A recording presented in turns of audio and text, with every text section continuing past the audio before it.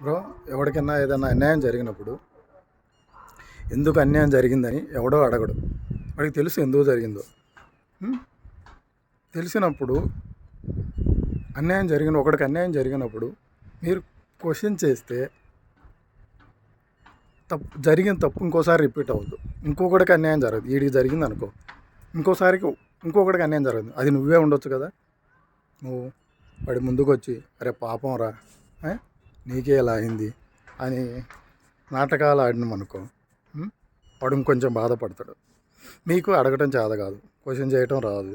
ఎవడైనా క్వశ్చన్ చేశాడు అనుకో, ఒక్కడే క్వశ్చన్ చేస్తే వాడిని టార్గెట్ చేస్తారు. అదే 3-4 క్వశ్చన్ చేస్తే ఓహో ఇక్కడ ఏదో రీజన్ ఉంది అని ఆలోచిస్తారు. ఆలోచిస్తే వాడికి న్యాయం జరిగిద్ది. మీ సింపతి వల్ల వాడు ఇంకొంచెం బాధపడతాడు, కానీ న్యాయం జరగదు. సింపతి డ్రామాలు ఆపి క్వశ్చన్ చేయటం నేర్చుకోండి. క్వశ్చన్ చేస్తే ఆలోచించటం జరిగిద్ది. ఆలోచిస్తే నిజ రిజల్ట్ వస్తుంది.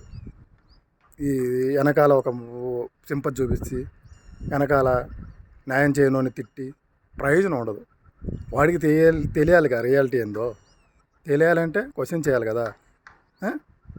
Bro, think it, but I don't care.